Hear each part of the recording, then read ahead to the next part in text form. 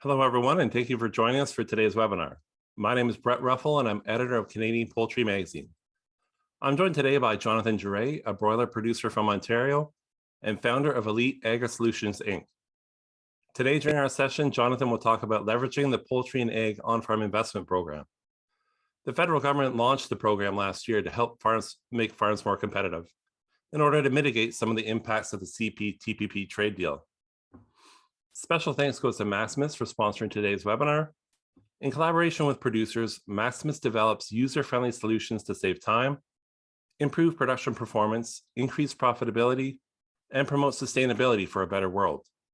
Maximus provides a customized, full integrated and automated system with meaningful real-time data, along with precise production management solutions for the poultry industry. This webinar is being recorded and will be available to all attendees and registrants approximately 24 hours after our live broadcast. This session is scheduled to run for about 45 to 60 minutes. Following Jonathan's presentation, we'll open the floor to questions.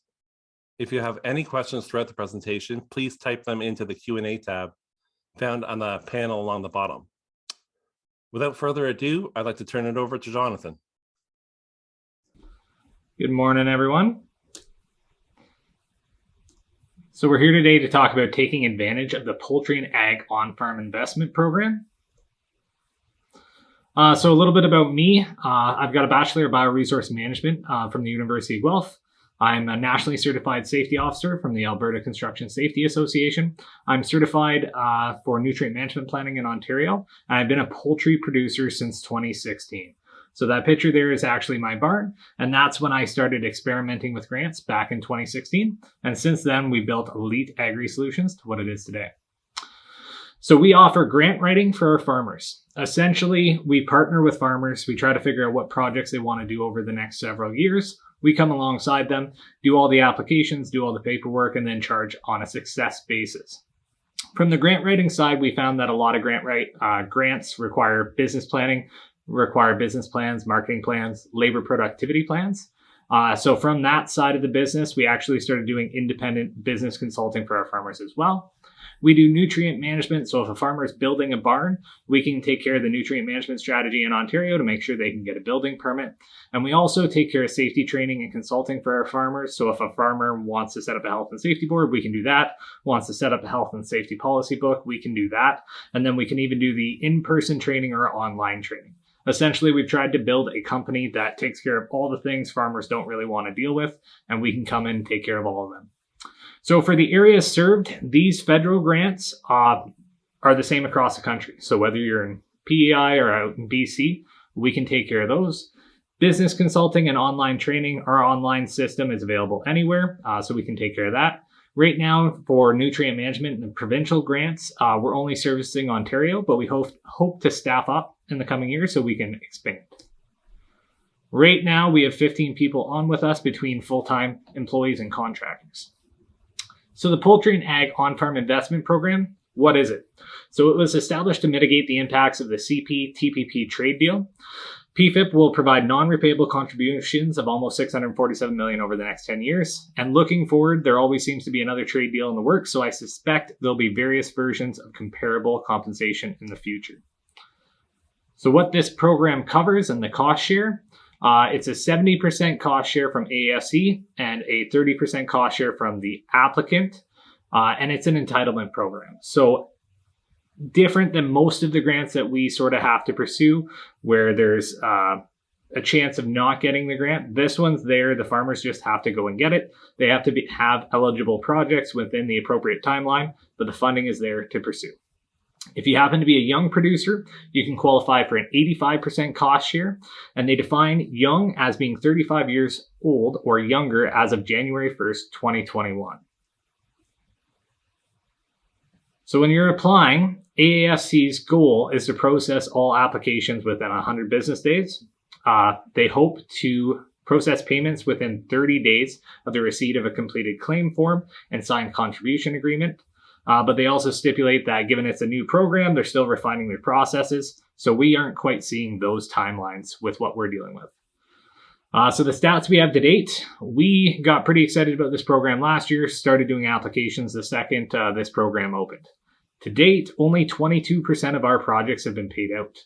The average processing time for the applications that have been processed is 183 days. The current worst processing time is 266 days though. So it's almost a year between applying and hopefully seeing your funding.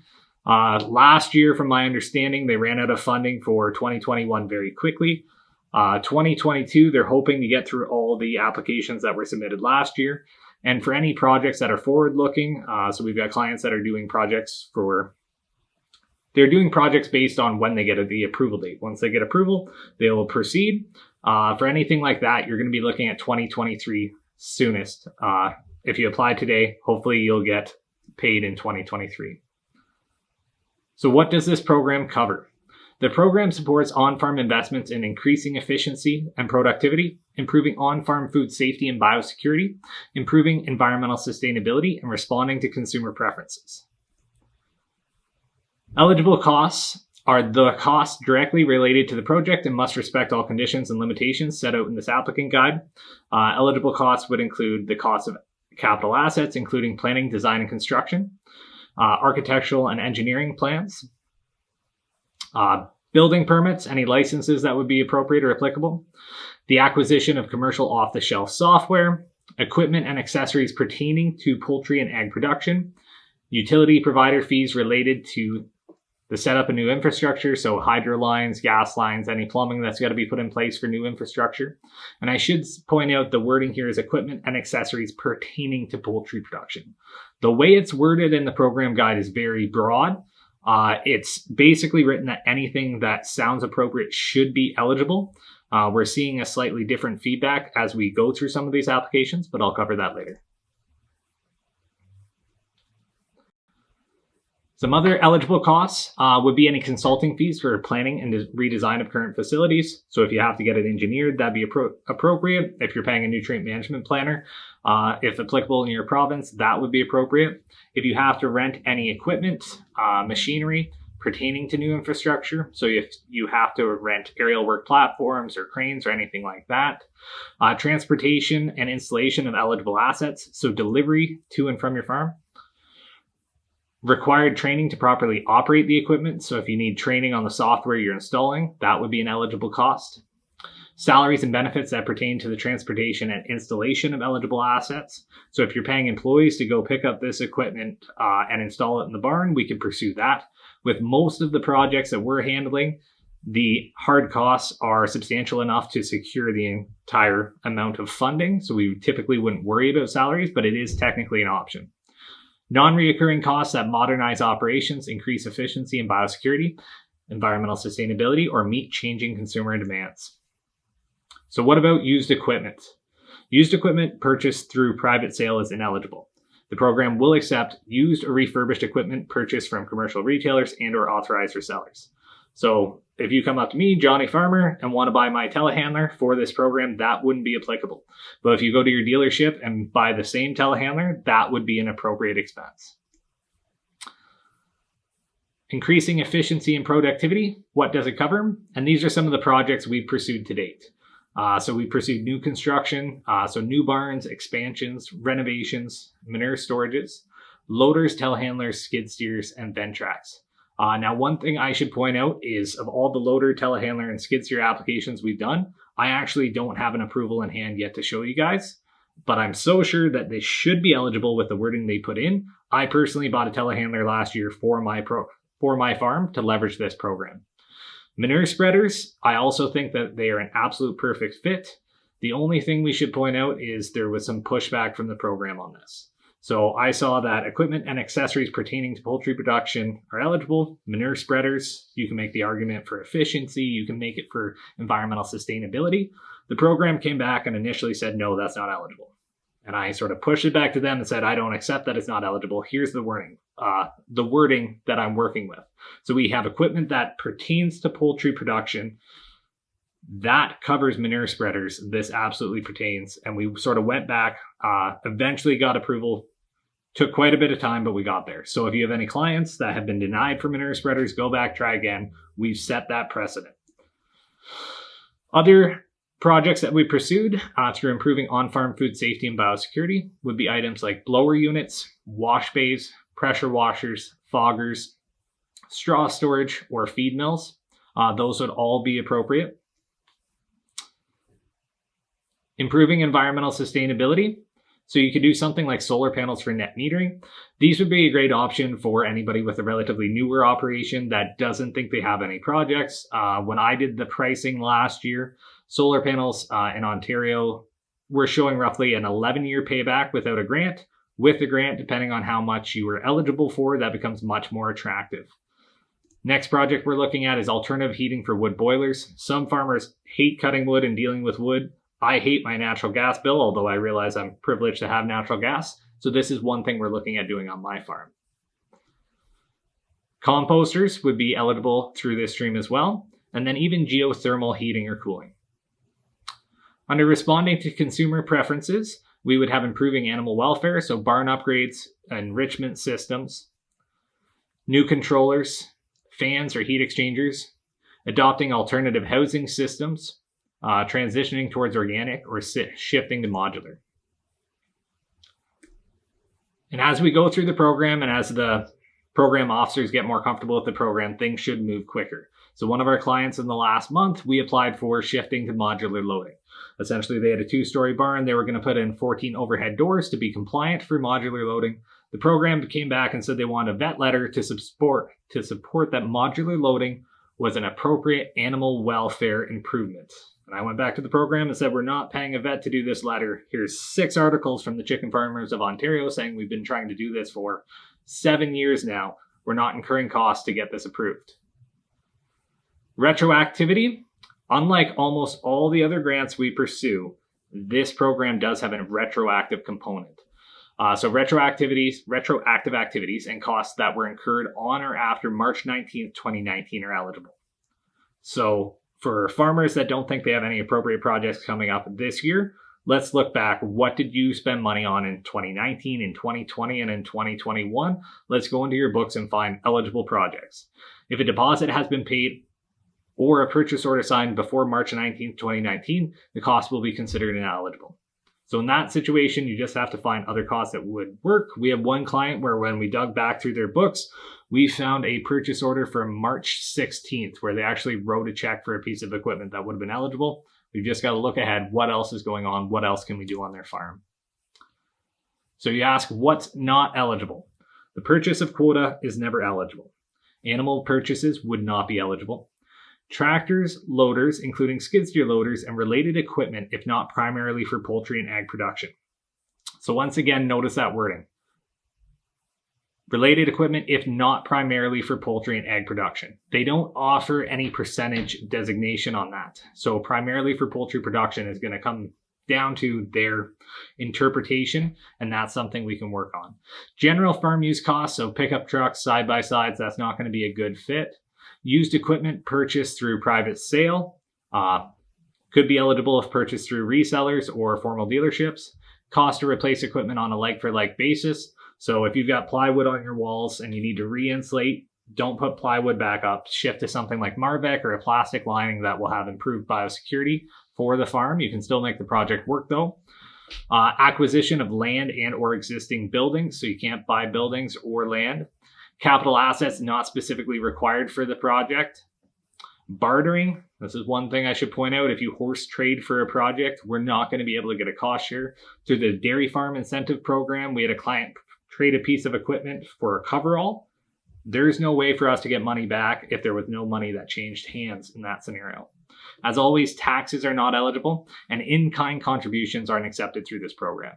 So where in other provincial grants, we get in-kind funding all the time, get the farmer actually paid for doing part of the project. In this program, we can get salaries for your employees covered, but not your own time. So what if you have multiple licenses? Multiple licenses can be grouped, or you can keep them separate. So if you have broilers, you've got turkeys, and you have layers, you could keep all of those separate and do separate applications. But if you were doing a new broiler barn and wanted to group the funding from all 3 licenses together, you could do that as well. The only thing to note is you should do some planning on that side. Once they're grouped together, you can't go back and disconnect them. It has to stay that way. So stacking limits, this is where we sort of get excited as grant writers. On a lot of programs, there's going to be a stacking limit of 85% for the total project. For the customers that we've been pursuing funding for a number of years, this made this program very easy to pursue. So if we had eligible projects since March 19th of 2019, we just had to go back in our files, find appropriate projects, and then resubmit on them.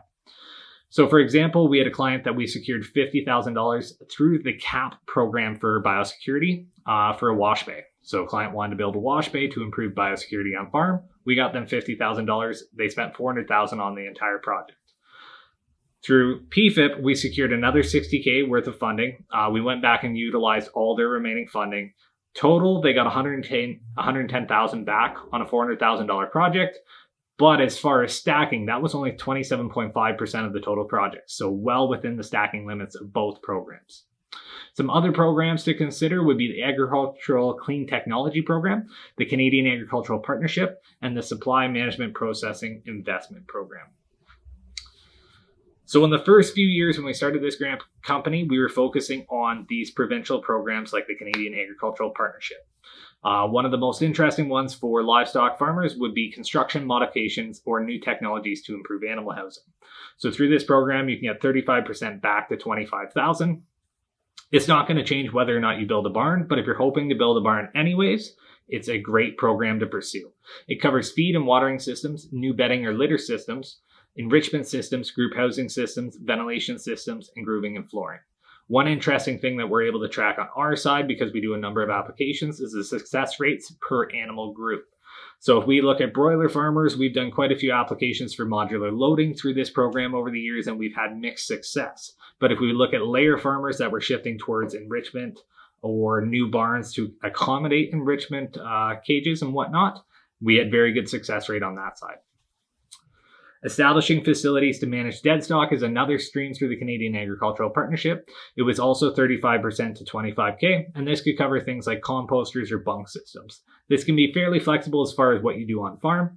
If you're dealing with a large amount of dead stock, you're likely going to shift towards a bunk system, but that could be just a cement pad. It could be a cement pad with poured walls. It could be a cement pad with temporary walls that you can move, whatever works best for your operation. Establishing cleaning and disinfecting facilities. So this is where we put wash bays, pressure washers, foggers, anything like that. The only thing to note is this program you need approval for prior to purchasing. So if you're balancing the poultry fund and the Canadian Agricultural Partnership, you've got to get approval through the partnership before you spend the money through the poultry fund. And we are waiting on the newest version of the Canadian Agricultural Partnership. I think it should be released in the next 8 months. The next program you should keep an eye on is the Agricultural Clean Technology Program. The eligible activities under the adoption stream would be things like green energy, energy efficiency, bioeconomy solutions. It's a 50% cost share up to a $50,000 minimum project size. So this program was released last year. We got very excited, started pursuing a lot of projects for our farmers. With some of these federal programs, we can sort of map out several years worth of investments. So if we look at a farmer like me, we did solar for 2022, and then I intended to do that boiler for 2023. So essentially securing those funds, and then I would in theory be able to go back to the CAP program and try to double dip as other programs came out.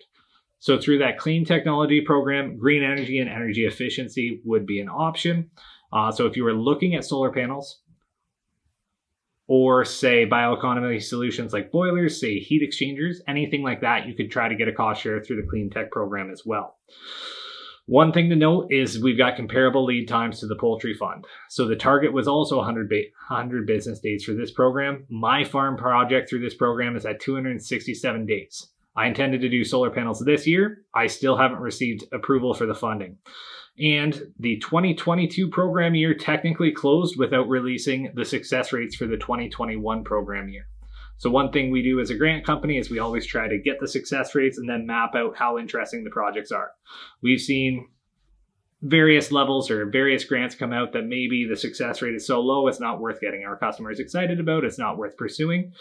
This program, we're still waiting on the first year success rates, and they've already closed the second years.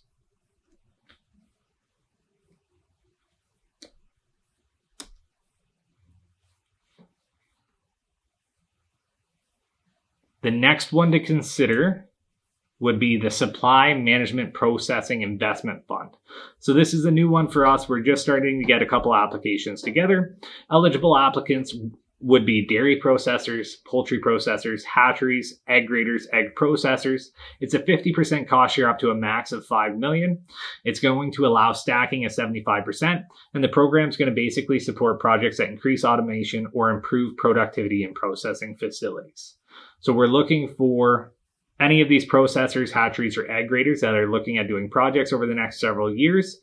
There is a slight priority to the smaller companies under 500 employees. So it's definitely worth considering. Now, if you're a farmer that also has, say, a hatchery or an egg grading facility, this would definitely be interesting to see if we could put both of these funds together. Depending on your company structure, that may be an option, or they'll have to be left as separate applications and separate projects. How about intergenerational farm transfers? So the poultry funding allocation is not transferable to a producer that did not hold quota or a share of production on January 1st, 2021, except for intergenerational transfers of quota or a share of production. In such cases, the producer to which the allocation would be transferred to must be a child. And the CRA definition of a child would be a child, a grandchild, a great-grandchild of an individual or of an individual spouse or common law partner. So one thing we're excited to sort of pursue and get introduced to more farmers would be what I call purple unicorns. So my quick interpretation of this program is they don't specifically write out or make ineligible in clear language any producers that sold out of their quota holdings in late 2020 or since. So for anybody that bought quota in 2021, or say put a deposit on it in November of 2020 but didn't put it in their barn until early 2021, they're not eligible. That funding is going to go to the person that had that production in their barn as of January 1st. I think there's a bunch of people out there that might have eligible funding sitting there that they don't know about, and we'd love to meet a few to see if we can prove that. So in recap, Elite Agri Solutions provides grant writing with our farmers, business consulting, nutrient management, safety training and consulting. We're happy to serve our clients with federal grants across the whole country, business consulting and online training, but we're doing nutrient management and provincial grants just in Ontario for now. So from those slides, do you guys have any questions?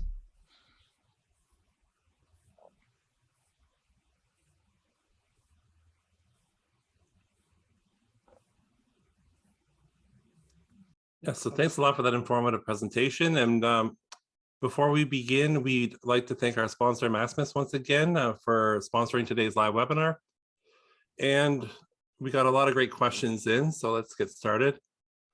The first one is, so I put in my application in June 2021 and still have not heard back yet. I emailed them twice and they said it takes a few months to process. I'm almost a year of no response. Is this normal? And if not, how much longer should I wait? And could I fill in more than one application at a time?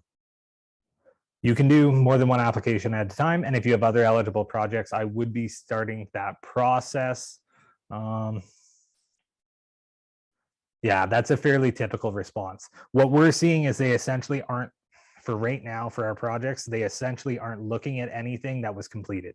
I think they're basically saying, okay, that's completed. We have to give them funding. We have that funding there for 2022.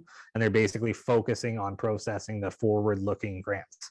What I would anticipate is at some point this year, we're going to get an influx of approvals. But right now, it's mostly just a game as they hopefully catch up.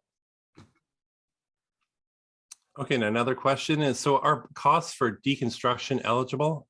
And if it was on the same site of a new barn construction? I would think they are, I would definitely try to argue for it. The only thing we could probably point out is if you are building a new barn, Mark, you're going to use up your eligible entitlement very, very quickly. So unless there's a massive delay between deconstruction and putting up the new barn, you could always just go on the new barn construction. And we got another one here. So would upgrading from a PTO operated generator to a standby generator be eligible? That's an interesting one that I haven't thought about. I would say, I would think you can make a very solid argument for animal welfare, just on the basis that if we have to run outside, hook up a generator, get that generator going, that's going to take time. Having an automated generator that can be up and going within 30 seconds is definitely going to be available and appropriate for animal welfare. I would absolutely try. Okay, and another question is, so we have light breeders, so no quota, but EFO does issue a license annually. Will our facilities qualify? Light breeders, would that be like an artisanal program? I don't know if we are we able to have a back and forth on that one? I'm not sure. I will, I'll talk as if it was an artisanal program. So say it was on the broiler side, and we have people that can get in and grow 3,000 chickens a year under that artisanal program. They're not technically quota holders, although they do work with CFO. They do have similar audits just to make sure that they are complying with animal welfare. Those people do not have quota holdings and would not be eligible to apply. So if that's a similar situation as the light breeders, I would suspect that there's no eligibility there. But if they want to send me a follow-up email, I'd be happy to dig into that and get them a more concise answer. Yeah, he followed up. So light breeders, the breeders for the egg laying industry. Breeders for the egg laying industry. I would think, I haven't worked specifically on that side, but yes, yeah, you should be eligible. Okay, and how about egg packers? So do they qualify? Yeah, yeah, I would absolutely suspect. I would absolutely put that in under labor productivity. And what if I don't have a project? Like what benefit is this program to me? If you got in the last few years and built a brand new barn and bought all new items, I can definitely see where there'd be some frustration, especially if you're not looking at new projects. One thing I do like to push back with on my farmers is a lot of times I'll get calls from farmers say, well, I want to do grants, but I've got no projects. And typically, very quickly, within a few minutes, I can find 6 or 7 projects that they're taking on in a year that they haven't thought about. The question with this program specifically would be whether or not it's poultry related enough to be eligible. Once we get approvals on the telehandlers and Ventrex and whatnot that we're pursuing, I would say that would be an easy way to find an eligible project. So if you've got a 2015 telehandler, it's 60 horse, slightly outdated, a little bit worn down, maybe you could just upgrade that telehandler. So sell that telehandler privately, order a new one. If you're getting a 70% cost share, you should come out cash ahead on that scenario. And what about, can I do my project today and then submit a claim later? Yes. If you're doing something like building a barn and you want to do it anyways, it already makes sense for you, it's scheduled for you guys to do, then absolutely go ahead. That should be fine. The only place that I'd sort of caution you is if you need the funding to justify the project or to make it viable. With these delay times, I would hesitate to say going ahead without funding if you need it. So if we look at myself, I spent $48,000 on a telehandler last year, sort of budgeted that I get this money back by now, and I'm now several hundred days into waiting on that. So if you are tight, maybe wait for the pre-approval and then go through with the purchase. The only argument there to the contrary would be equipment pricing and inflation right now, whether or not if you wait 6 or 12 months, what the price increase will be. But there is flexibility given that this program does have a retroactive component. All right, we got another one in here. So our farm is owned in both my name and my spouse. On January 1st, one partner was eligible for the 8515, and the second partner had very recently become ineligible. So what cost sharing would we fall under?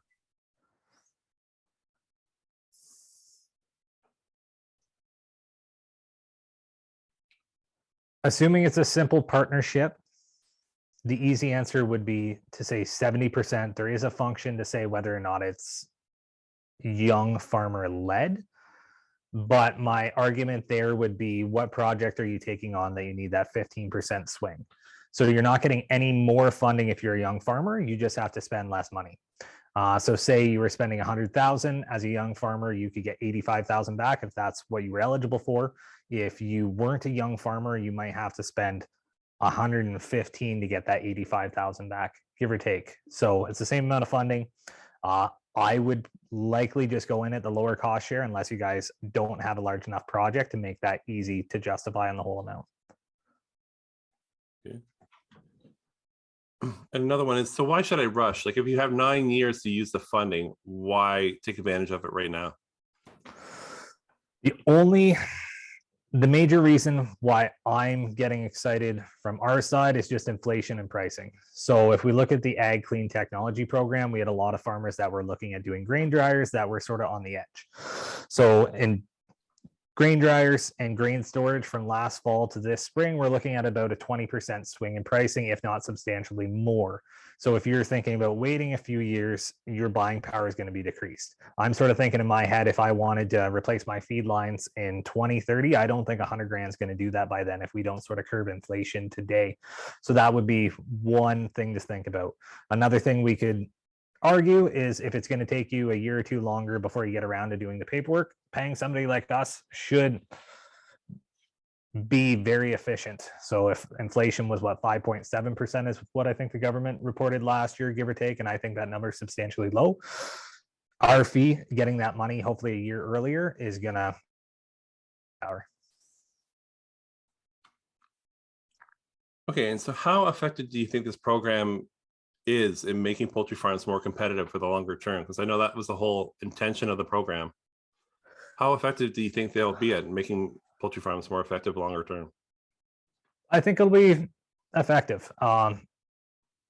Depending, if you just built a brand new barn, say like 2018, and those costs aren't eligible, I could definitely understand the frustration, because you can't go back and get that, and all your equipment's new, and it's going to take you a while to jump through these hoops and find an eligible project.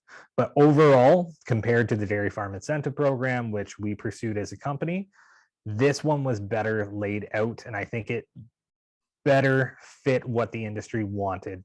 As far as the public image, we lost market share. We're not getting subsidized. The government's giving us some programming, some funding to help us be more efficient. So if we look on my farm, I was really excited about solar. I wanted to cancel out that payment. I was also really excited about getting my natural gas bill lower. Both of those are projects that are going to go ahead one way or the other, just to help make me more efficient and more competitive in the coming years as these costs are going to climb. Related to the PE-FIP program, so Elite Agri Solutions has expertise to support with the application process. So can you provide a brief summary of what steps you would be helping with? So what we try to do is take the headache out of applications.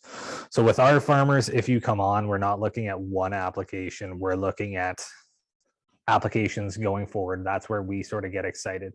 I definitely appreciate when sometimes our customers want to take on certain applications themselves. That's totally fine. But for the most part, when I go out and talk to our farmers, they are aware that programs are there, but they're never going to stop a planter to hop out of a tractor to do an application.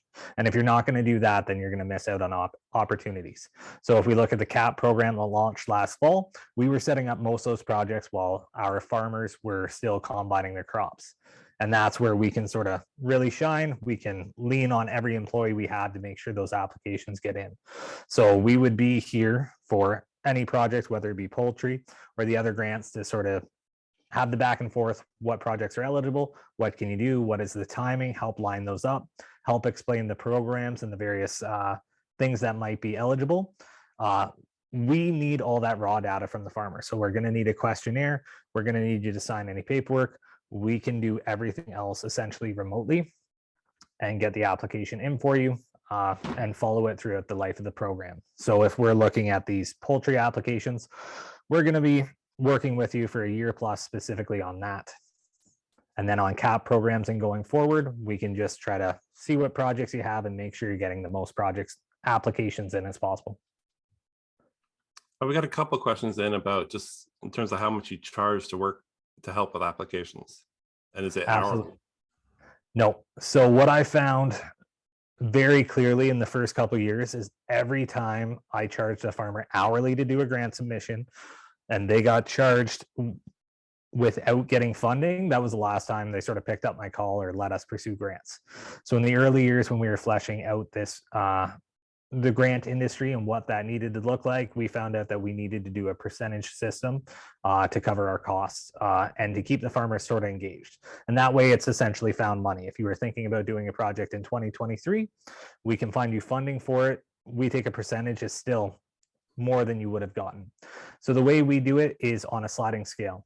So if we get a farmer less than 25,000 a year, we charge 20%. Between 25 and 50,000, we charge 15%. Over 50,000 a year, we charge 10%. And then we added another bracket specifically for the poultry program. If we get a farmer over 150,000, we charge 5%. So it's all on a percentage basis once you're approved and once you get paid.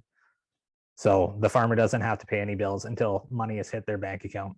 And the other thing we do with that program is, say you're looking at doing a project and it no longer becomes viable, pricing gets out of hand, you take a bad hit on crops, we'll eat that application. So we're worried about the next 20 years. What can we secure for you? If it's us eating the commission on one grant, we'll do that every day of the week.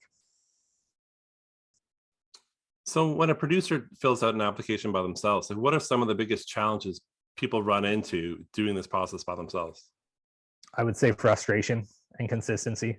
So if we look at our producer with the manure spreader, he came back, he got the call that the manure spreader was ineligible. And he said, okay, I guess we find another application. I said, if you're okay with it, I'm going to go back and argue this because I've got another 5 applications to manure spreaders that I need to be conscious of. And my job as a grant writer is to leverage your funding as aggressively as I can. So I don't want you to have to go spend another 100 grand to get your funding back if you've already spent money that I think is eligible. So as far as other headaches, that would be the first one, not having that sort of base of information to know when you can push back. Most people wouldn't do that. And then consistency. So a lot of farmers, what I find is if you get an email back from the program sort of saying, hey, we need this, it's very quickly that gets put off to the back burner. It's very quickly that you could sort of lose track of those emails, lose consistency in the program. I don't think any specific grant is rocket science. The government wants to give you the money in any of these scenarios. They're just typically pretty bad at it. So sort of coaching it through the system, being consistent, and then us having a basis of applications as a comparison to know when you should have received the emails. Something as simple as a approval going to a junk box, or if we look at the OMAFRA dead stock stream that came out this year, the email they sent the approvals from was completely non-related to the program whatsoever. So the clients that were getting those didn't even know what the approvals were for. It wasn't clearly stated. So us going back and saying you should have received an email that looks like this, it should be in your email box. If it's not, your junk mail. Those can be the simple things that make sure you get funding. And what about these avian influenza outbreaks we're seeing across the country? Do you foresee that having any kind of impact in terms of this whole push towards improving barn construction? Making improvements to your barn?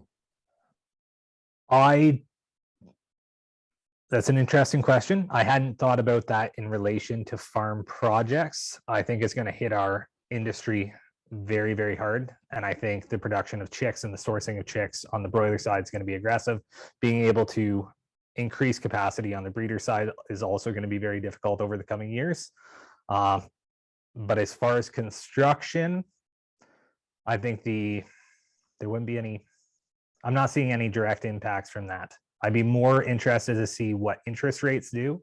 I already think it's slowing down the housing market. As the housing market slows, we should get better access to contractors on the farm side, which I know has been an issue for the last couple of years. And if housing slows down enough, maybe we'll start getting some decent prices. How that'll be offset by supply and inflation, I don't know yet.